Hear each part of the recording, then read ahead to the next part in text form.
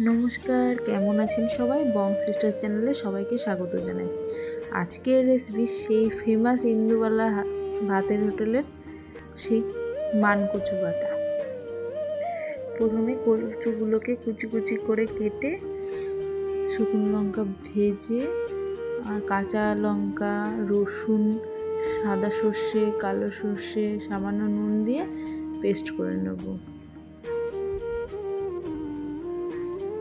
Paste করে নামিয়ে নেব। এর মধ্যে একটু নারকেল দিলেও ভালো লাগে, আমার কাছে নারকেলটা ছিল না বর্তমানে, তাই আমি আর দিতে পারিনি। আপনারা কে কে মানকচু বাটা ভালো খান আমার সাথে অবশ্যই কমেন্ট বক্সে শেয়ার করবেন। উপরে একটু কাঁচা লঙ্কা দিয়ে দিলাম আর একটু তেল দিয়ে পরিবেশন করব। আপনাদের এই রেসিপিটি কেমন লাগলো অবশ্যই কমেন্ট করে জানাবেন এবং সাবস্ক্রাইব করবেন।